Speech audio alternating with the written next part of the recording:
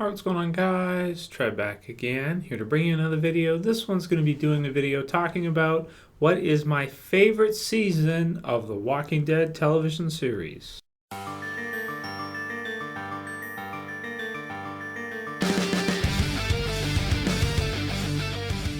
Alright, good stuff. So in this video, we're going to be going over each season of The Walking Dead, and I'm going to be giving you guys my thoughts on which season is my absolute favorite and why.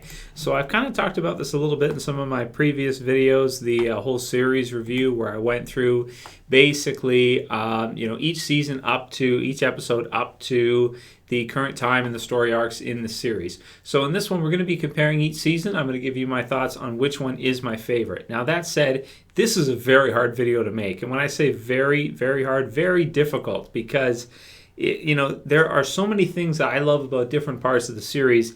It's hard to narrow it down and say, this is my favorite, or that's my favorite, or this was my favorite. It's really hard because, like season 1, for example, it's only 6 episodes, which is its biggest fault. But they're amazing 6 episodes. Like, those 6 episodes are fantastic. To see Atlanta, to see the city, to meet Rick and everybody, Shane, the camp, and CDC and everything. Man, just some awesome stuff. But, because it's only 6 episodes, I kind of have to say, is this the best season? It's less than half the size of the others. Most of the others on average. So no, because it's too short. So right off the bat, I'm going to take season 1 out of this equation. I don't think season 1 really has much of a chance in terms of comparing it to the others. Because if you ask me personally, what would I prefer? Would I rather have 16 episodes of a great series, or would I rather have 6? Which would you pick, right? It's kind of obvious, even though they're super high quality. So right off the bat, season 1 out of the conversation. Going on to season 2. Season 2 has a lot of things I really love about it, and it really feels like a different series from seasons 3 and 4. It's probably most similar to season 4, I want to say, or season 1. Season 3 and season 2 are very different animals. Very, very different. The second half of The Walking Dead season 4 is probably most similar to season 2. So let's go over the good things about it. Well, I would say right off the bat, the premiere of Season 2, What Lies Ahead, is amazing. One of the best episodes of The Walking Dead ever. If I do a top 5 or top 10 best episodes of the series, I'll probably do an updated one now that Season 4 has been released. I think that one's got to be in there somewhere. Pretty amazing. So we go from that. We have the whole Sophia arc. They're searching for Sophia. We're getting used to Herschel at the farm. We're getting used to the farm. Pretty much dead already happens. The mid-season finale.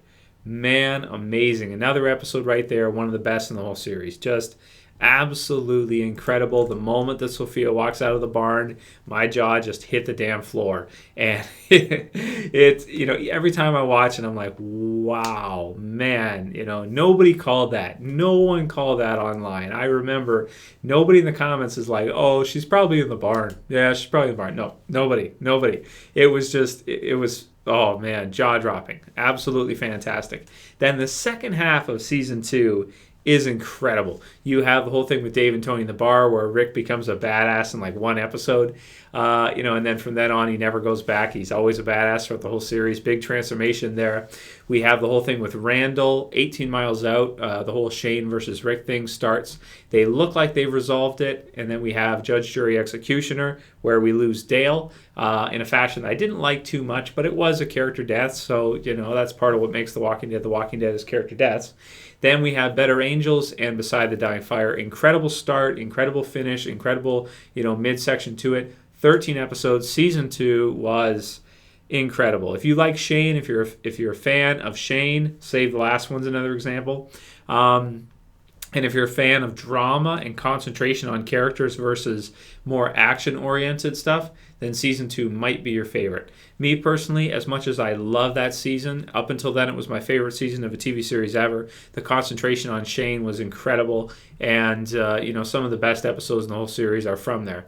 That said, though, there were a good amount of slower episodes too. Secrets, Chupacabra, Cherokee Rose when they're looking bloodletting, when they're looking for Sophia, or when they're getting this the medicine for Carl. There's some slowdowns there, and as a result, the budget was way down. As a result, I kind of say, it's probably not my favorite season because of the farm and all those other things, but it's definitely not because of the concentration on Shane.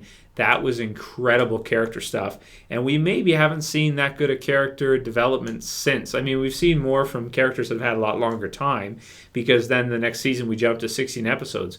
But that quick concentration on Shane in season 2, oh man, just you got a feel for John Bernthal's character there. And John Bernthal is now one of my favorite actors. Any movie he's in, if I hear he's in a movie, I pretty much go check it out, like The Wolf of Wall Street or whatever. Well, that was a great movie anyway, but it's funny that he's in that and some other movies and just different shows like Mob City I checked out just because he's in it, basically. Well, that and Frank Darabont. But yeah, incredible stuff from Shane in season 2. And if Shane's your favorite character, he was mine up until season 4, about decent amount of the way through season 4. That's changed, but up until then he was, and that was an incredible season. But also, like I said, the farm was a little repetitive. It was only 13 episodes, and then we stepped up in season 3 to 16 episodes.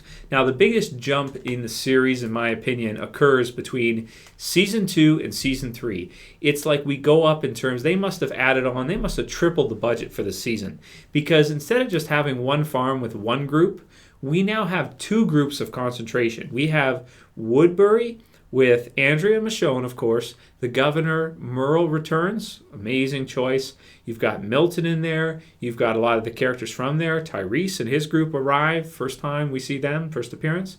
And we basically have a 16-episode season that is just solid all the way through. At the beginning, we have the prison. They take it by force. Then the prisoners come through. You've got Walk With Me, where we meet the governor. Amazing episode 2. Some huge deaths in Killer Within. 2 of the biggest deaths. Well, not 2. One of the biggest deaths in all of the series. T-Dog's death wasn't that big, but I did like how the one thing, I wish they would have done more with T-Dog and developed him more, but the one thing I did like about it is that it came out of nowhere. It hit me like, what am I watching? Is when he gets bit on the shoulder. It just came out of nowhere. It's like, really? Like they're going to kill him just like that? And that style of us really not knowing is kind of what makes The Walking Dead so exciting. It's like, whoa, if they did that, they could kill anybody. Later on that season, that is exactly what happened. So, amazing stuff there, off to an incredible start. Maybe the best start to a season, in my opinion, right there. Getting to see Merle again. Going from there, we have Say the Word, Hounded, When the Dead Come Knocking, and Made to Suffer. Now, that section right there, I would say, out of the whole season, Hounded was incredible because you have Michonne with Merle chasing after her. Then you have the whole thing with the excitement between Glenn and Maggie, and like, oh my God, they got, Merle took him, and what's going to happen next, and the Suicide King with Rick going in to save him. Daryl and Merle are there. Is Daryl going to get killed? At a moment, T-Dog just died. I'm thinking, oh man, they're going to kill Daryl. Really exciting action stuff back and forth between the 2 groups, the prison landscape and the and the Woodbury landscape with Merle as well added on. Pretty much like a character that from season 1 I didn't think much of. I didn't think he was going to be that great. And at the end of season 3, I can honestly say that he was almost as cool as Shane, in a lot of ways. I won't say because he didn't get as developed as Shane, but some really great lines from him throughout the season. And I mean, he went out in a blaze of glory with that herd he brought in, killing so many of the governor's guys. And just, the action approach to that episode, This Sorrowful Life, you have the governor, save him for me. And then he runs in, bites off, when he bite off his finger, a couple fingers or whatever, and just, oh man, just shoots him and leaves him for dead. And then when Daryl finds him, oh man, incredible stuff from Merle. Taking a character that honestly nobody liked in the first season, was just a racist asshole basically, and turning him into one of the biggest badasses in the whole series. What did he talk about? How many guys he killed? How many did he say he killed? Like, what was it, like 18 or 19 plus all the 8 of the governor's group? It's like 26, 25, 26 guys. He killed 26 survivors. Are you kidding me? He's probably got a bigger death toll kill count than almost anybody in the series, aside from maybe the governor, I don't know about Martinez, and maybe Gareth and some of the others from Terminus, Joe maybe and the Marauders, I don't know, but by himself, the fact that he by himself killed that many people is like, wow, that dude is a badass survivor, man. So incredible stuff right there. Before that, just to kind of backtrack a little bit, we had Home, which was an amazing episode. Out of nowhere, Axel just boom. They really had this season. They had the surprise, like they really had that essence of shock of us things happening out of nowhere. Mid sentence, Axel just gets pwned, man. Boom, done. With one eye, the governor. And just amazing episode there. And then we have Clear, which up until season 4 was my favorite episode in the entire series. We get to see Morgan again. That was so awesome, man. Morgan and Rick and the booby traps, the environment, the story, and the feeling from seeing them just have a conversation for a little while and spend some time is amazing. Arrow on the Doorpost and Prey, I'd say those two right there maybe the weakest pair in the whole season, because Arrow on the Doorpost is kind of useless. It's just like kind of seeing, kind of cool to see the governor and Rick have a drink together, enemies sort of before. But Prey, the whole thing with Andrea, it's shot kind of like a horror flick, which is cool. I don't have a problem with it. But I'd say I would acknowledge a lot of people didn't like it, so I'll say that. This Sorrowful Life, though, you can't be disappointed with that. Oh man, you cannot. That's like one of the coolest character episodes ever. That's like some of the Shane stuff from season 2.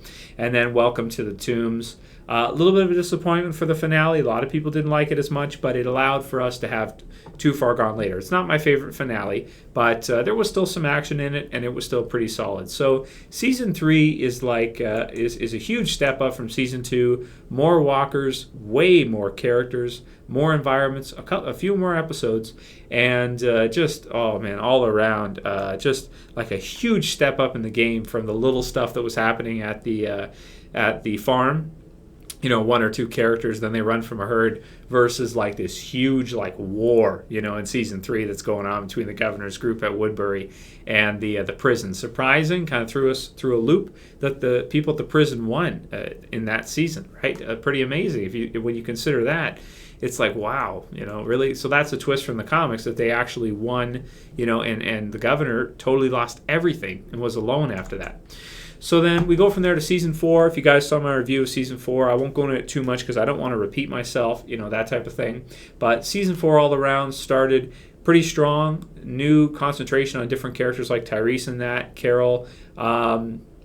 Internment, the governor returns. Then the climax of the whole governor arc, which is Too Far Gone with the build-up with live bait and dead weight. Can't go wrong. Then the second half, kind of a slowdown, getting to concentrate more on characters and more about surviving out there in the open versus war. That's the big difference. And then it ended really strong with Terminus and Joe's group and what happened with them, the Marauders or Claimers, whatever you want to call them, or Bandits. You can call them any of the sort. I don't think any of them are officially correct. So that said, which season is my favorite? Oh man, so hard to pick. So first off, I gotta say, like, seasons 1 and 2 can be taken out of the conversation. This is a battle between season 3 and 4. Which one was the best? It depends. Now, a lot of people are going to probably say season 4 right off the bat because it was the newest one. I've talked about this before in my videos. People have a tendency, whatever's new is hot. They love it. They always go with that. So don't let yourself be biased just because it's new, it's hot, that type of thing. That said, season 4 is the most diverse season. It has like 3 sections to it that feel totally different. It has a second half, which is completely new and different from anything we've seen before. The infection and stuff at the start with those new character concentrations like Tyrese and the others I talked about. And then the middle of the climax of Too Far Gone, which is the best ever, in my opinion. So that said, that's pretty incredible. That's hard to beat. But I'd have to say, as amazing as Too Far Gone was and all that in the first half, the second half for me, it wasn't a letdown per se, but it was a new direction they went in where they kind of shrunk it down a lot. I think a lot of the budget was used in Too Far Gone, maybe also with Terminus and building that new environment and all that kind of stuff. And there was some slower episodes in there, like Still. Claim was good. After was, in retrospect, when I first saw it, I thought it was amazing. But in retrospect now, I feel like it's a touching episode. But overall, it's not that great compared to some of the other stuff. So there's that, and the rest of the season, I mean, Joe's group may be kind of forgettable now because they're already dead, and we'll see what happens with Terminus next season. So now this is totally subjective, in which you prefer, which your favorite season is. My favorite between these two, I'm going to have to go with season 3, just barely. And when I say that, I mean this is really close, because season 4 has the climax, right? The first half, it's amazing, and the second half has things about the characters that I love too. That's the thing about it. But season 3 for me takes it, and here's why. The finale for season 4, I was kind of going back and forth on this up until the finale. The finale was great, really exciting, fantastic finale. But season 3, okay, so season 4 has the Grove, of course, to put a feather in its hat. Season 4 does, to put a feather in its cap. The Grove was great. That was kind of like the big death type episode, if you consider that to be like that. And then the finale with the deaths of Joe's group, I guess. But and the excitement with Beth and everything. But season 3, I'm a fan of action. I do love action. I love to see war and stuff like that, I love to see good guys versus bad guys. And I really love the way they had 2 big groups that we get to see interact, rather than just one group where we concentrate on. Point of view of 2 different groups, okay? Cutting back and forth between the episodes to see them both, get feelings for both, and seeing them all come to this just point at the end where there's this big battle. Now, granted, the big battle was kind of let down because it wasn't conclusive there, but they wanted to keep the governor around for Too Far Gone Later, so I understand why they did it, and also for budgetary reasons and stuff like that. They may have not wanted to do the whole tank thing and added that in there at the end of that. They wanted to kind of stretch that a bit, which is understandable. But that said, you have Clear, you have the beginning so strong. Lori was still in there, which was cool character stuff for Rick. That's kind of been resolved now. You had the stuff with the baby, Rick losing his mind. Daryl, how you feel for Daryl when he loses Merle. I think that was pretty incredible there in season 3 as well. And there's no Morgan in season 4, so I love to see Morgan too. Awesome character. And just overall, season 3 really solid all the way through, with the constant pace, the constant action, and the surprise element of we don't know, like Axel just boom, and we don't know what's going to happen when. Anything could happen, and that uncertainty that it really instills in the viewer, with, in addition to the prison being new, the inmates, all the stuff with the governor that happens all the way through, the back and forth. Michonne, hounded, for example, when Merle's chasing her and go back. Oh man, all those amazing sort of like action versus type things. For me personally, I'm a big fan of verses like that, to see things like that, which is why Too Far Gone's my favorite ever. But I wouldn't say that season 4 is better just because it has that episode versus season 3, where we got to see a lot of back and forth stuff all throughout. So that's kind of my logic behind why season 3 is my favorite season. It's kind of like a climax in the series of, okay, we have this group, we have Rick's group, of course, of kind of good people. But what would a group be like led by a guy like this that were bad? And how would it happen, and how would it collide? What if we put Merle in there? A lot of elements to it, a lot of characters, Michonne and the others. In that season, I can't picture someone like Beth getting a lot of time, and maybe for good reason, because we have more important things to see. Rather than seeing her and Daryl want to go get drunk, we got to worry about Axel getting his head blown off. We got to worry about prison inmates. We got to worry about this war that's going on right now, all the way throughout. Yeah. Love it, man. Season 3, my favorite season of a television series ever. Season 4, second favorite ever. Then I'd go season 2 and then 1. So my favorite season, The Walking Dead season 3. Let me know what you guys think. Just because it's my favorite, it doesn't have to be yours. Write your favorite in the comments below. Maybe some people's favorite is season 1. Maybe some people it's Shane Stuff season 2. Or probably most people, since it's new, season 4 is what most people will say. Guaranteed, because it's new. Granted, it was a step up in a lot of ways, too. The herd with Daryl and the group, and a lot of other stuff. More zombies at the fence at the prison changing, the destruction of the prison, and then the aftermath of where do we go from here. Not to say it's a bad season at all. Incredible. Second favorite season of a TV series ever for me. But season 3, for me, just narrowly takes it with all the Merle stuff. War, Michonne, the governor, so many characters, so much happening all at once, and colliding at the big event at the end. Even though it was a little bit of a letdown at the end, still overall, incredible season, man. Let me know what you guys think, what your favorite season of the Walking Dead television series is, and I'll call it here. That's it for this video, guys. I'll see you for the next one. This is Trev, and I'm saying peace.